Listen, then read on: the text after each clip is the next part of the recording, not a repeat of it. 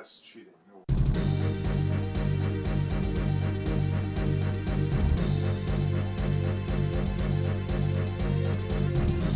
It's time to take a wild ride back to the past. Sit back and relax and enjoy this episode of Relay.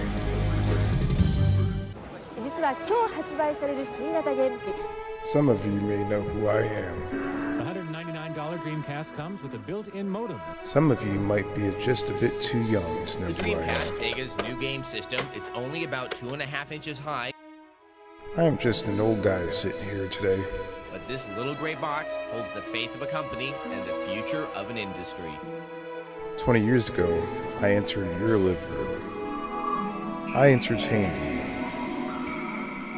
I was part of your life. This is a story about me, my life, and my downfall.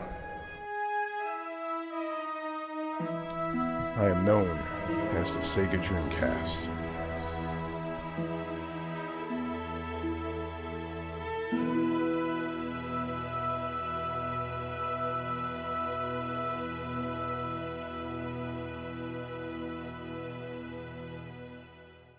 This year, Nintendo may be up against some serious competition. During the late 80s and early 90s, video game corporation Sega gained major popularity with the Sega Genesis, selling over 30 million units worldwide. What Nintendo don't? The 16-bit Genesis system by Sega. Genesis does it all.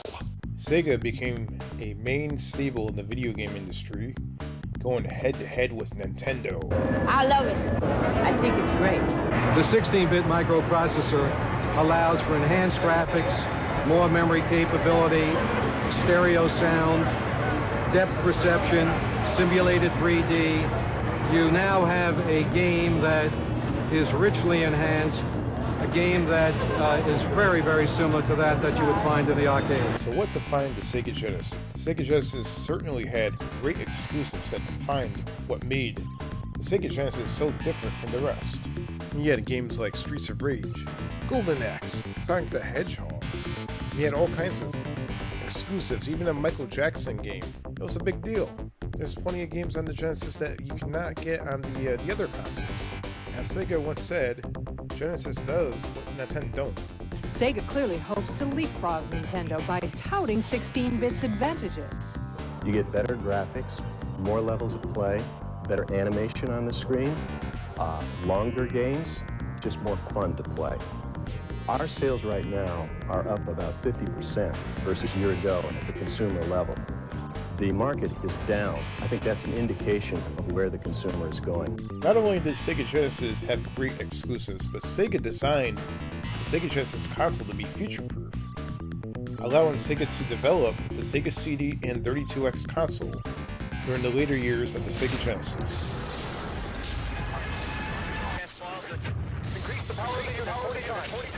Thank you.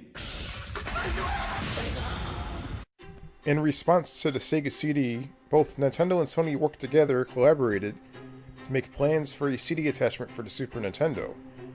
As you all may know, those plans fell apart over profit shares. Nintendo began plans to make their next console the Nintendo 64. At the time, a very powerful 64-bit console that will pose a threat to Sega's future plans. Amazingly fast, 90.35 megahertz. It has the most astounding graphics of any home video game system with a multimedia reality coprocessor. It also has the fastest memory of any home video game system. Not only is it expandable, but it runs at a mind-boggling 500 megahertz. This is like transferring more than 15 copies of Donkey Kong Country every second. The system has no irritating access time because it can instantaneously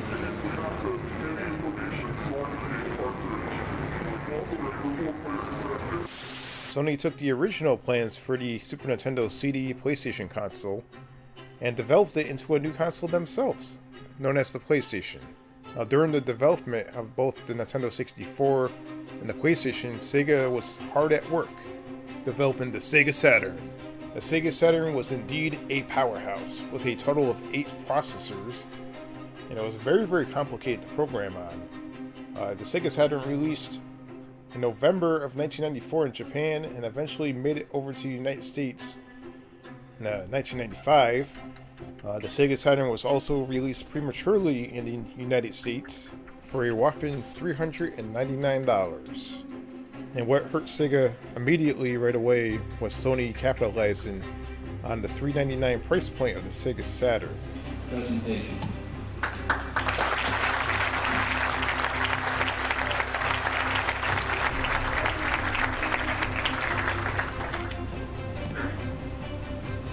$299.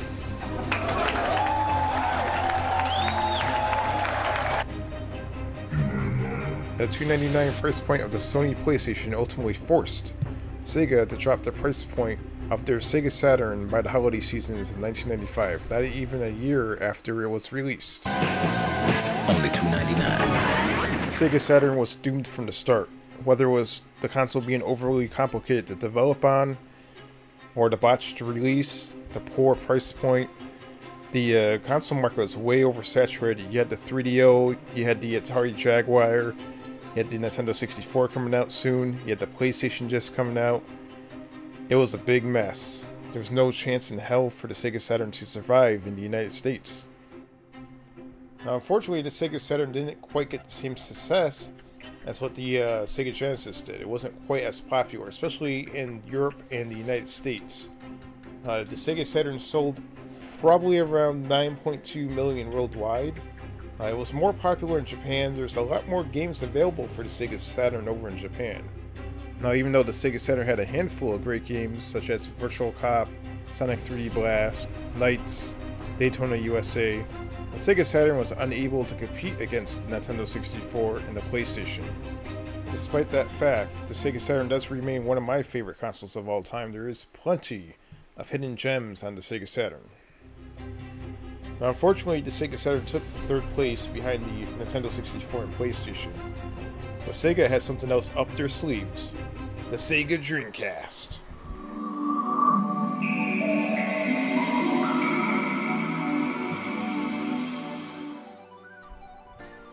Dating all the way back to the SG-1000 and the Sega Master System, the soon-to-be released Sega Dreamcast evolved from classic gaming consoles such as the Sega Genesis, the Mega Drive, classic Sega Saturn, so we must understand how magical the Sega Dreamcast was, a rich history of gaming consoles.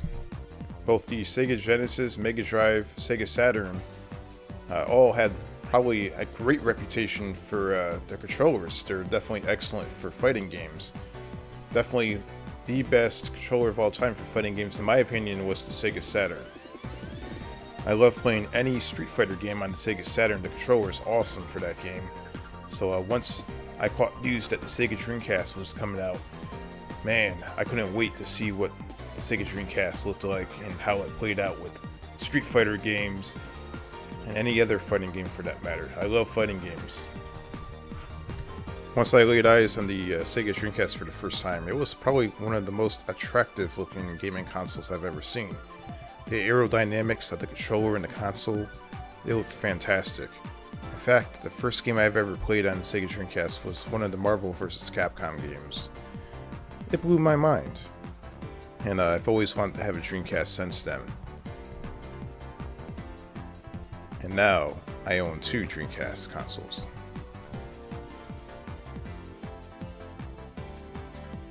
Dreamcast may have just been the perfect storm. On November 27th, 1998, the Sega Dreamcast launched in the great country of Japan. The 128-bit console made its debut in Japan, and right away you had 4 launch games available in Japan. And, the Dreamcast sold out in 24 hours. It was record-breaking sales.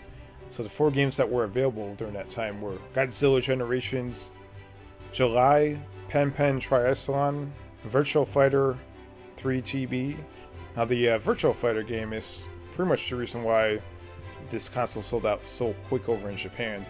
It's a very, very popular game over in Japan back in the day. Definitely huge on the Sega Saturn, huge in the arcade. Definitely, this game by itself is what made the launch special over in Japan. It's definitely Very, very monumental game over in Japan, and eventually the Virtual Fighter games carried out over on the PS2 and other gaming consoles. But yeah, this Dreamcast launched in Japan. It sold out in 24 hours. It was gone by the end of the day. That was it. Record-breaking sales. Special, awesome launch over in Japan. This is the day you have trained for. The day you have studied for. Utilize your superior skills.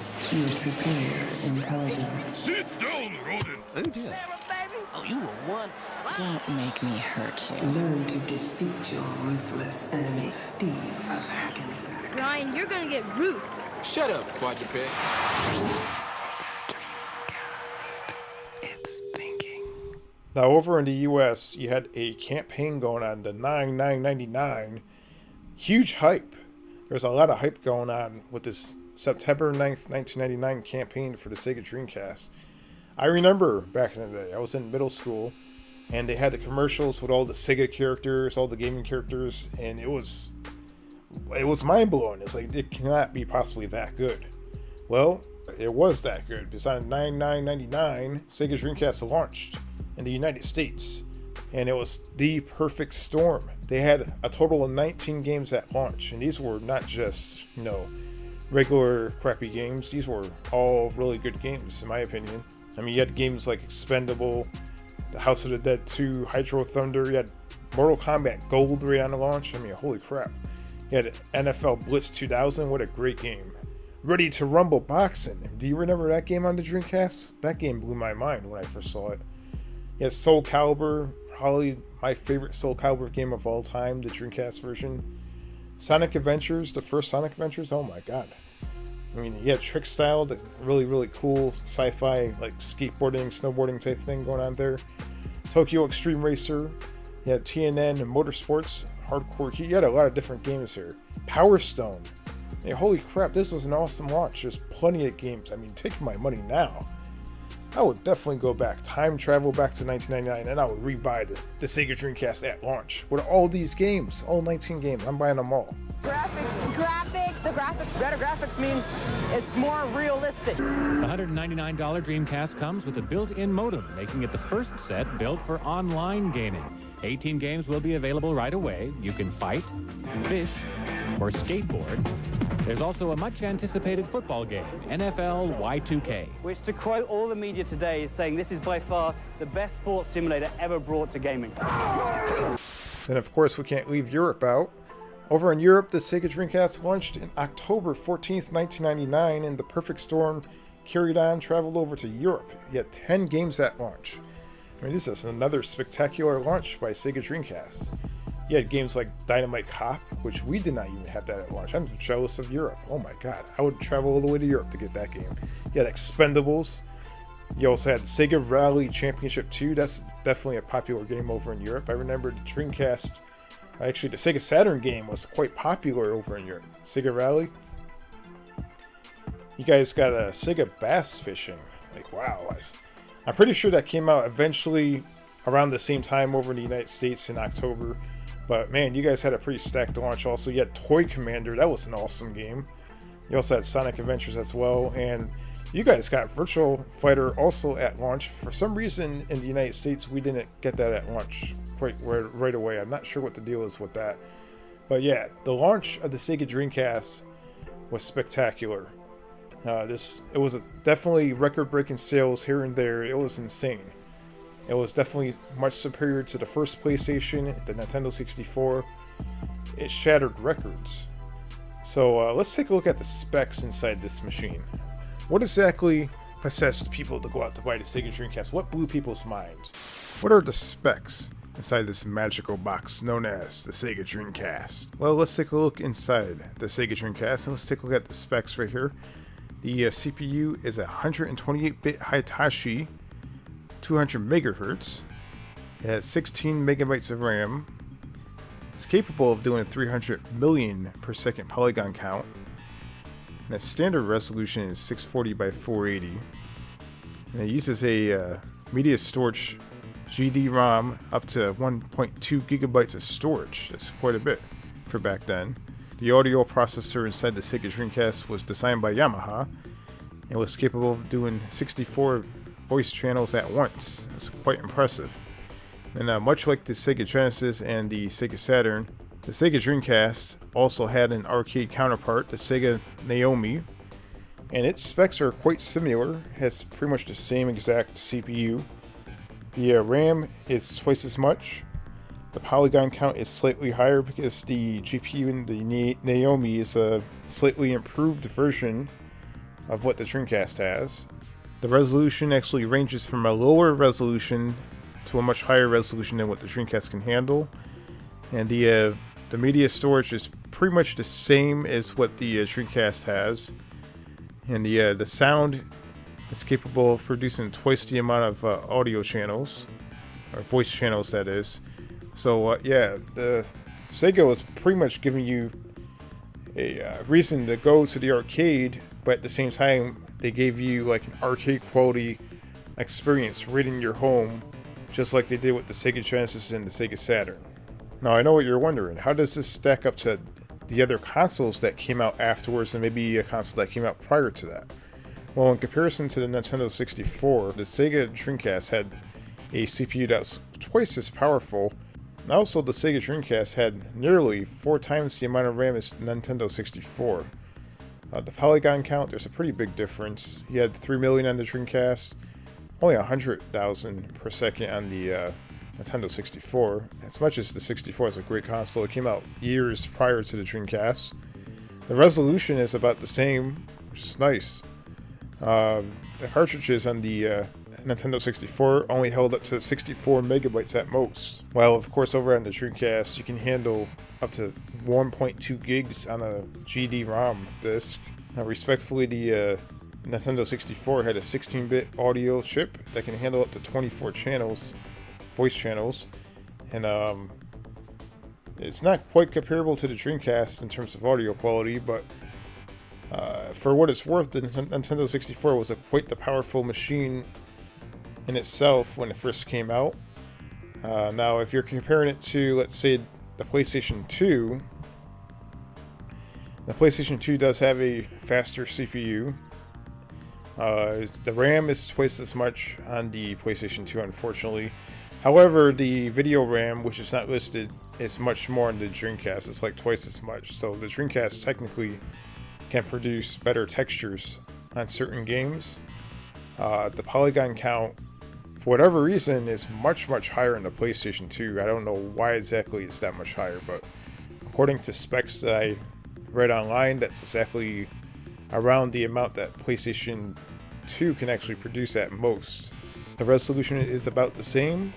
However, the PlayStation 2 does have an edge on resolution because technically it can put out HD graphics on certain games. They can actually go up to 1080.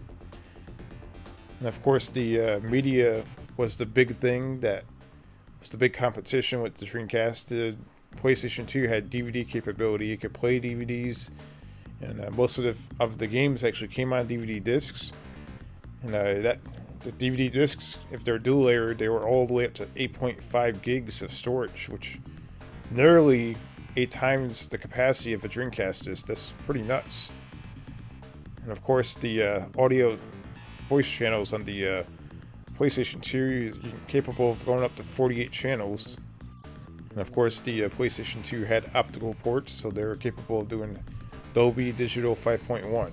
Now, the next console that we'll do a comparison to right here is the GameCube. GameCube is what I would consider the direct competition to the Sega Dreamcast. The GameCube had a 485 MHz IBM Power PC processor. It's twice as fast as the Dreamcast processor. Now, the IBM processor and the Hitachi processor, they probably don't measure identically by numbers, so I don't know if they're theoretically close in specs.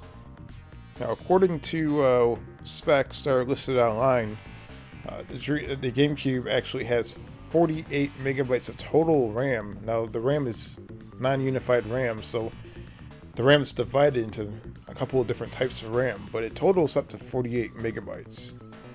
Now, the GameCube is also capable of producing 75 million polygons per second, the same as the PlayStation 2. These are max counts, so there's probably not really any game that exists that took advantage of that. And, the resolution is pretty much the same as the Dreamcast. And of course, as you already know, the GameCube uses the little mini DVD discs. Pretty much close to the same exact storage as what the Dreamcast uses on their normal size disc. Apparently you can fit a little bit more on the GameCube disc, which is quite surprising. And of course you can get 64 channels, voice channels on the GameCube, which is pretty much the same as what you can get on the Dreamcast. So my guess is the GameCube and the Dreamcast were pretty close, pretty identical, for the exception the polygon counts were much higher, which my guess is the RAM definitely helped out with that, because there's quite a bit more RAM in the GameCube. And then last but not least, we have the old school OG original Xbox right here with the big Duke controller right there. Look at that thing. And of course, this thing was built like a PC, so it's not a fair comparison at all. I mean, look at this. This thing had a Pentium 3 processor in it. 733 megahertz. My God. That's insane for a gaming console back then. What the hell? And it had 64 megabytes of RAM, which is like 4 times the amount of RAM as the Dreamcast. It's nuts. And the polygon count was through the roof. I mean, look at that. It was capable of doing over 100 million per second. I don't think there was a game that actually took advantage of that, but the Xbox was a powerful beast. The resolution was about the same as what you can get on the Dreamcast. There was a standard resolution for, during that era, 640 by 480. And of course the media used DVD discs. And as you already know, DVDs were a big deal back then. Oh, DVD movies, oh, they're nice and fancy. And of course the PlayStation 2 and the Xbox can actually play movies, and most of the games came out on DVD discs. And the audio channels, like the voice channels, you can get the 64 different voice channels, which is about the same as what you would be able to do on the Sega Dreamcast. It's definitely a little bit higher performance than the PS2. But yeah, the Xbox was the most powerful gaming console that came out during that time period. But I would say the Sega Dreamcast, despite having the least amount of specs, it really shined. It really performed quite as well as any other gaming console that came out around that time. It was great. So you look at Dead or Alive on Dreamcast, you would definitely confuse it with an Xbox game. Despite the hardware limitations, the Dreamcast had plenty of hidden gems, and it was fully capable of lasting all the way up to like 2005, 2006, just like any other normal gaming console. Just to name a few hidden gems on the Sega Dreamcast. Right here we have Bomber Ha-He, a Japanese import. It was planned to be released in North America, but it was banned due to the 9/11 attacks. Basically, in Bomber Ha-He, your objective is to destroy buildings. It's a building demolition simulator. Out of all the Dreamcast games I've ever played, this is the one that I spent the most hours on. This game is actually quite fun. Now, unfortunately, this game was planned to be released a little bit after the 9/11 attacks and quickly got banned. The next hidden gem would be Cannon Spike. It's a nice, fast-paced, top-down shooter. Cannon Spike is quite the common game. It does go for a lot of money on eBay. But this game definitely will provide you with tons of fun that some of the other consoles didn't quite give you at that time. Definitely nice graphics, great game, nice hidden gem on the Sega Dreamcast. Love playing this game I definitely love playing this game time to time again. And then of course you have Godzilla Generations Maximum Impact. Now for all you Godzilla fans out there, this is definitely a great hidden gem. It's a unique Godzilla game with plenty of monster battles. And there's definitely parts of the games where you stomp through the city, as you can see here. Definitely one of my favorite Godzilla games of all time. The first Godzilla game on the Dreamcast was a bit of a thud. I actually remember seeing the gameplay of the first Godzilla game on GameSpot way back on ZDTV a long time ago, back in like '98. Watching it on TV, they were actually demonstrating the game, and it actually blew my mind, even if the game wasn't that good. I love Godzilla. I love Godzilla video games. This game right here, if you love Godzilla, you definitely want to play this game. I guess you can almost think of it as Panzer Dragoon, but with Godzilla. And that's a pretty badass combination. And then of course we have Zombie Revenge for the Sega Dreamcast. Unfortunately, there was no Streets of Rage on the Sega Dreamcast, but hey, we got Zombie Revenge. Pretty damn awesome, unique beat-em-up game. And of course, it features zombies and different crazy-looking creatures. And you can use your boomstick and blow their brains out. Or you can beat the crap out of them.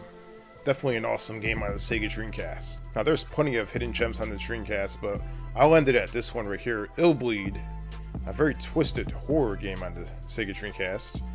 It only released on the Dreamcast. It's quite the unique horror game. Definitely, this game has scared the crap out of me time to time again. This game is definitely very unique. You play different episodes. It's a really weird horror game. I cannot speak of it. You have to definitely try it for yourself. Very, very unique graphics. It doesn't look scary at first, but once you play it, it has a lot of jump scares. It's definitely a very, very interesting horror game, to say the least. Very, very good hidden gem on the Sega Dreamcast. Fortunately, as you may know, the Sega Dreamcast ended its production around 2001. The console definitely could have went on to like 2005, 2006. Can you imagine all the games that would have came out on Dreamcast if it would have lasted longer? But unfortunately, the Dreamcast had a lot of stiff competition. Now, the operating system is Windows CE. What's that going to do for the Dreamcast? Well, apparently it's a pretty easy operating system to program for, especially for PC game developers who want to port their games over to the Dreamcast. But in addition, I mean, I guess it's just a robust operating system to begin with. In fact, Microsoft has more employees working on Windows CE than they do on Windows 98. There are waiting lists and tickets just to stand in line and get a chance to buy PlayStation 2. That is PlayStation 2, the hottest game to hit the market, and it arrives in the U.S. tomorrow. But some people are standing in line already trying to buy this toy. As you already know, the Sega Dreamcast had serious competition right around the corner. The Sony PlayStation 2 launched in March of 2000 over in Japan with a handful of games, and eventually it released over in the United States in October 2000. Over 20 games at launch. It seemed like Sony had purposely beat up this Dreamcast. I'm not sure what the deal was with that. They had to do what they had to do. It was business. By November of 2000, the PlayStation 2 released over in Europe, and once again, they had a pretty decent handful of games that released over in Europe, and it was pretty rough for the Sega Dreamcast during that time. Everybody was trying to shift momentum to the PlayStation 2. Some people may think that the PlayStation 2 might have heavily contributed to the reason why the Dreamcast failed. At the time, DVD players were quite expensive, so why not kill two birds with one stone and buy a PlayStation 2? It plays your PS1 games, and it plays the new PS2 games, and it plays DVD movies. Of course, that's the process that people thought back then. And then, eventually the GameCube came out in September 2001 in Japan, and then over in November of 2001 in the United States. And by the time the GameCube and the Xbox came out, the Dreamcast was pretty much finished at that point. There was no competition. Again, the console market was oversaturated. I mean, there was absolutely no room for the Dreamcast at all. Dreamcast quickly disappeared off shelves in stores, and eventually that was it. The only thing that was pretty much left on Dreamcast was whatever you can find at like a pawn shop, or maybe somewhere buy used games, things like that. But there's a lot of conspiracy theories on why Dreamcast failed. Let's take a look at what possibly caused the Dreamcast to fail. いつもより3時間も早い回転となりました。 The Sega Dreamcast successfully launched in Japan, North America, and all over the world. But was the Sega Dreamcast doomed, just like the Sega Saturn? Let's find out. All the way back in 1997, the Los Angeles Times pretty much had an article stating that it may be Sega's last year in the console market. They may have to hang up their boots, as they had the Nintendo 64 and the PlayStation really crawling down their necks, and the competition was just too much for Sega. And they pretty much have a whole article on that. It was stating back to around when E3 occurred in 1997. And, Sega pretty much had nothing to deliver to the table in competition to PlayStation and Nintendo 64, despite the fact that I love the Sega Saturn, but They really couldn't compete against the PlayStation and the 64, unfortunately. There was no chance of that happening in the United States. Back in March of 1998, the New York Times reported that Sega pulled the Sega Saturn off the video game market in the US. That was it. Sega was unable to compete against Nintendo and Sony with the PlayStation and the Nintendo 64. The Sega Saturn definitely had a lot of bad luck during its run in the United States, and that was it. There was no more left to be done in the United States with the Sega Saturn. The PlayStation took off like a storm. Nintendo 64 was doing just fine, and unfortunately the Saturn was last place. Back in May of 1998, Microsoft announced that they basically partnered with Sega on the Dreamcast project. The Windows CE technology was definitely going to be integrated into the Sega Dreamcast, and DirectX technology was going to be used on the Sega Dreamcast as well. Also, Microsoft also promised Web TV and a lot of various other things for the Sega Dreamcast, especially over in Japan. As you may know, that never actually happened, but the Windows CE technology stamp remained on the front of the Dreamcast. So if you own a Dreamcast, you look at the front right of the Dreamcast, you see Microsoft Windows CE technology. In November of 1998, ZDNet, classic ZDNet, announced that Sega is out for revenge. And if you're not familiar with Bernard Stellar, he was once the executive vice president of Sony Computer Entertainment of America, PlayStation. He was actually the first vice president of basically the PlayStation brand in North America, and he was also president of Atari that led the Atari Lynx division back in the early 90s, which was a great handheld, by the way, very underrated. And Sega hired him, and he became the chief operator officer of Sega of America, and he engaged in developing and launching the Sega Dreamcast. And definitely he was out for revenge against Sony. He was hell-bent on kicking their ass. In a translated Japanese article, PC Watch pretty much wrote back in November of 1998, bragging about the Windows CE technology in the Sega Dreamcast, and the price point was at 2,900 yen, 29,000 yen that is. And Mr. Aruma, the president of Sega of Japan, went on to eventually state that the Web TV and Internet Explorer will be available in the future for the Sega Dreamcast through Microsoft. You know, at this time, Microsoft was definitely heavily involved in creating the online service for Sega, and eventually that fell apart after Microsoft decided to use the Dreamcast as a stepping stone and start making their own console, and Sega was forced to develop their own online service. And the Web TV and the Internet Explorer never happened. Around June 4th, 2000, Microsoft and Sega ended their gaming relationship with each other. Basically what happened here, Microsoft went behind Sega's back and they started developing the Xbox project. And Microsoft basically used Sega as a stepping stone. They basically got a little taste of the gaming market, and they used Sega as a stepping stone. They definitely had a lot of disregards for the Dreamcast because a lot of the developers really did not take advantage of the DirectX technology and the Windows CE technology. And it was interesting because Microsoft had definitely made a lot of promises for the creating the online service for the Dreamcast, Web TV, Internet Explorer for the Dreamcast, which thankfully that didn't happen. It's probably not a good idea to use your Internet Explorer on anything, but Microsoft definitely turned their back on Sega. And of course, the legendary Sega chairman Isao quoted the following: "Our business with Microsoft is finished." For those of you who own a Sega Dreamcast, you might be familiar with Aculon. As a very, very mysterious individual who leaked out a lot of video games between September of 2000 and all the way into 2002.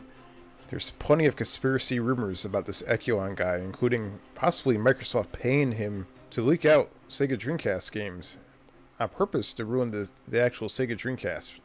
Apparently he leaked over 180 games, and there's rumors that this individual might have actually worked for Sega himself, and it's unknown who this person is. But they got their hands on games before they even released at times, and released it to the public. And by 2002 to 2005, around those years, it was very, very popular to download Dreamcast games and bring them onto CDRs. I personally remember back while in high school, back around 2003, 2004, burning a few Dreamcast games here and there onto discs and playing them on the Sega Dreamcast.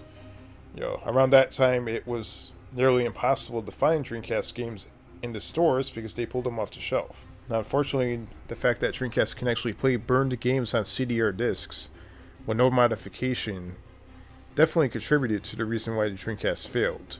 On September 15th, 2008, Kotaku, the famous video game website, solved the mystery on what killed the Dreamcast and the hardware division in Sega.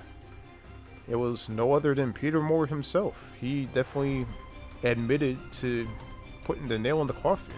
Not exactly sure how this happened, but Peter Moore was actually able to fire a whole bunch of Japanese Sega of Japan workers that were responsible for the hardware division of Sega. Somehow he gained the ability to do so. During his time with Sega, he grew some sort of relationship with Microsoft and eventually jumped over to Microsoft. So maybe you can add this onto the conspiracy list. Maybe he purposely pulled Sega out of the hardware market, jumped to Microsoft just to make his job easier. And before he went to Microsoft, somehow Sega started making games for Xbox right before he jumped to Microsoft. So maybe he initiated that relationship to force Sega games to be on the Xbox system. I don't know, that's a wild conspiracy theory, but it's very, very interesting. One thing that I can tell you though, is that Sega of Japan, the hardware division, at that time, they were actually working on making another console. At first, they were working on making a Dreamcast that had DVD capabilities, and they were working on an additional feature Sega console. And Peter Moore put an end to that. The hardware division was actually ready to continue making consoles for Sega. Now, the absolute worst news imaginable for Sega occurred in March of 2001. Iso Aqua, pretty much the head of Sega, he passed away at age 74. Those of you who may not be familiar with Iso Aqua, this guy literally funded Sega with his own money. Now, back in January of 2001, Iso Aqua claimed that he wanted to contribute $730 million to Sega to help them with their debt. And a lot of the debt that Sega was in actually came from Iso Aqua's pocket.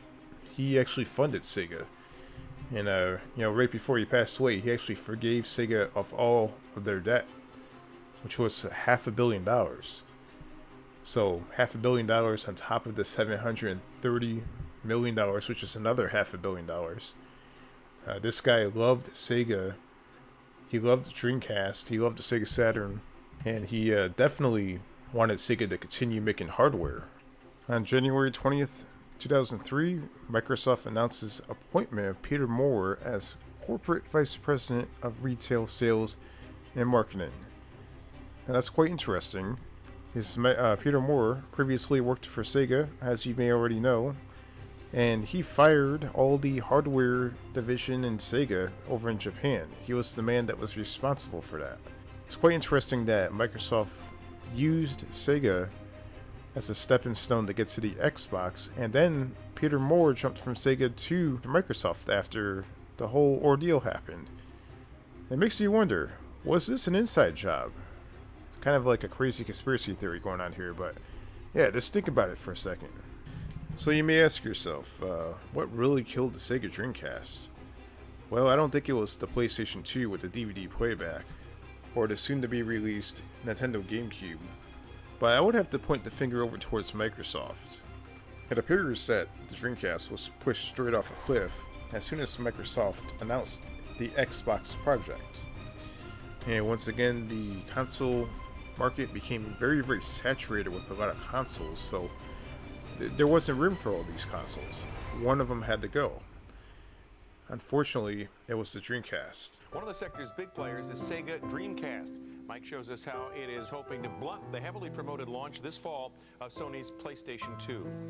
As important as new games are, the coming release of PlayStation 2, the talked about future release of Nintendo's Dolphin system, and if Microsoft follows through with its Xbox, games themselves won't be enough to drive the market. The PlayStation platform can also play DVDs, and at Sega, it's banking its future online. 実は今日発売される新型ゲーム機ドリームキャストを買うために徹夜で過ごした人たちの行列です。一歩前へ出てください。恐れ入ります。急にお店の前が騒がしくなりました。午前7時35分です。どうやらドリームキャストの発売が開始されたようです。いつもより3時間も早い開店となりました。新型ゲーム機の顔、この人も登場しました。今日は湯川専務自ら。もう一応ね、ここまでしましたんで、もうたくさん来ていただいてますね。Until now, online gaming has been the domain of PC users. Well, that's about to change with Sega's online Dreamcast network. Based on what you've seen of the system, would you buy a Dreamcast? Have you ordered one already? Visit the GameSpot TV website and take our Dreamcast poll. And if you'd like to learn more about the Dreamcast, go to the Dreamcast dossier feature on videogames.com. The PlayStation platform can also play DVDs, and at Sega, it's banking its future online. We believe in pure gameplay, and as a result, our biggest focus will be taking gamers online. Starting in late August and using Dreamcast's built-in 56K modem, gamers will be able to play console games against one another thousands or hundreds of miles apart. Sega having made the decision not to wait for a broadband solution, but rather using today's narrowband technology. We look at data that says that 80% of consumers, even in 2003, will connect via a narrowband connection, a dial-up modem. So our plan is to take advantage of that rather than wait for broadband. The first game that Sega plans to introduce online is NFL 2K1, and Sony plans to unleash PlayStation 2 in the US sometime late September, early October. This is only the beginning.